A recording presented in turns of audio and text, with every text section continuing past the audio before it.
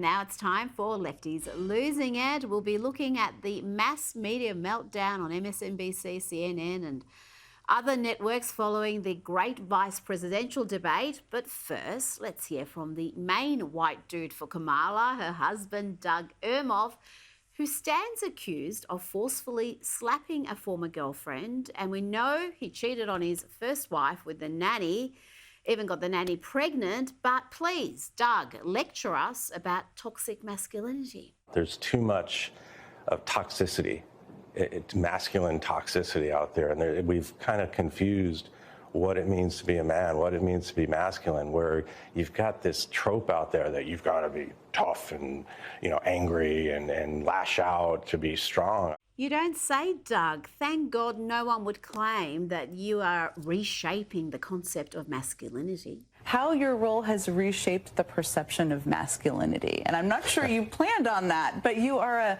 incredibly supportive spouse. Has that been an evolution for you? And do you think that's part of the role you might play as first gentleman? It's funny, I've started to think a lot about this. I've always been like this. My dad was like this. Always been like this. Yikes. The next lefty losing it is a regular on this segment. We've become accustomed to the unhinged musings of Joy-Ann Reid, and here's yet another example. And so I think that the people who want the fist fight are the base of the Democratic Party. Democrats want to see someone get up there and give a knuckle sandwich to Donald Trump. That's what they want. But when it comes to MSNBC, there is great competition among the divorce from reality left. They all want to be the most radical, the most crazy. And Nicole Wallace came in with this effort after J.D. Vance's dominant performance in the vice presidential debate. Even the New York Times called it dominant. But according to Wallace, J.D. Vance fact-checking the biased moderators who happened to be female amounted to mansplaining, and that would repel female voters. And I actually think if you're a woman, that might be the worst moment J.D. Vance had, because he was going to mansplain right over that mute button.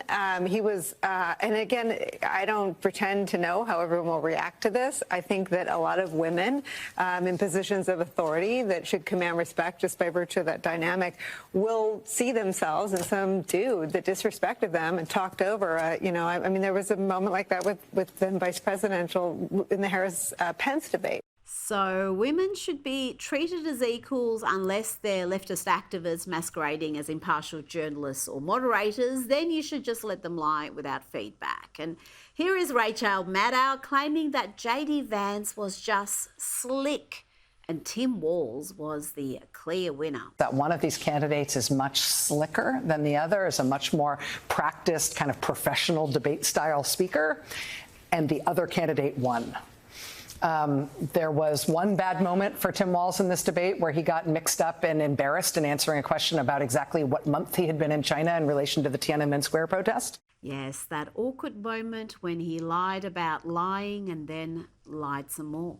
Governor Walz, you said you were in Hong Kong during the deadly Tiananmen Square protests in the spring of 1989. But Minnesota Public Radio and other media outlets are reporting that you actually didn't travel to Asia until August of that year. Can you explain that discrepancy? Yeah, well, and to the folks out there who didn't get at the top of this, look, I grew up in small rural Nebraska, town of 400, town that you rode your bike with your buddies till the streetlights come on, and I'm proud of that service. What now? You are proud of riding bikes with your buddies until the lights come on? What does that mean, and what has it got to do with lying about where you were during the Tiananmen Square massacre? Walz's answer was so bizarre that even the biased CBS moderator was compelled to ask a follow-up question after he waffled on like that for more than 2 minutes. Just nonsense about himself that had nothing to do with the question asked. Governor, just to follow up on that, the question was, can you explain the discrepancy? All I said on this was I got there that summer and misspoke on this. So I will just, that's what I've said. Tim Walz is so dopey that he makes Joe Biden look cognitively sharp. Joe has said some bizarre stuff over the years, but He's never claimed to be mates with school shooters. Yeah, I sat in that office with those Sandy Hook parents. I've become friends with school shooters. Yes, Tim Walz is a masterful communicator, isn't he, Jen? We've talked about this a little bit when we were sitting over there waiting.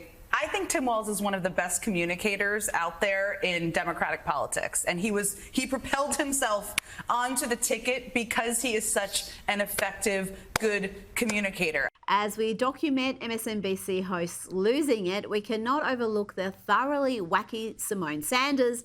Here she seems to be upset that Tim Walz was not feral enough. There was too much niceness. There were so many niceties on that debate stage tonight. I am just kind of like, well, if you agree so much with J.D. Vance, why should they vote for you? I fully believe that Governor Walz went out there tonight and did what was practiced in debate prep. Did what the strategy was that the team put together. That was not the Governor Walz that I had seen out on the campaign trail. That's not the Governor Walz that I had seen during the Veep stakes, right? Of course, Wallace and Maddow are there on the panel, nodding along. And Sanders wasn't done yet. She also thought the biased CBS moderators were not biased enough. That's not the Margaret and Nora that I know. Margaret don't do that on Sunday morning. So I just think that I know that there's so many people out there that want normal. They want normalcy. They just want, just be able to just disagree with, you said a lot of things I agree with. This is not a normal election. J.D. Vance is actually not Paul Ryan. And Donald Trump sure as heck is not Mitt Romney. Okay? But just when you think Sanders might be the front runner for the most unhinged take of the night, we got this from MSNBC anchor Nicole Wallace. It's the audacity. I agree with you that we're in year 9 and no one knows how to cover the audacity. The audacity is it someone should have said, stop it, stop. Are you effing kidding me? And they should have dropped that F-bomb, right? I mean, they should have just, this is a debate. This may be the only chance people have to see the difference. Now, if you thought it's just unhinged women on MSNBC, then you're wrong. They have many, many equally unhinged men. We just heard Joy Reid talking about Trump being punched in the face. And here is MSNBC panelist Eddie Glaude saying the same thing, along with a bunch of other wild, crazy crap. This is MSNBC, folks.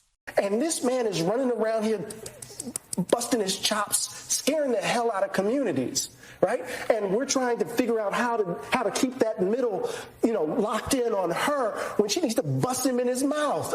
I'm saying it like that because he's dangerous. He's dangerous to particular people. And the history of the country is such that we can't play fast and loose with it. Does that make sense? Isn't it incumbent on all of us to protect the people who are in danger by him? But you never have. That's the rub. You never have.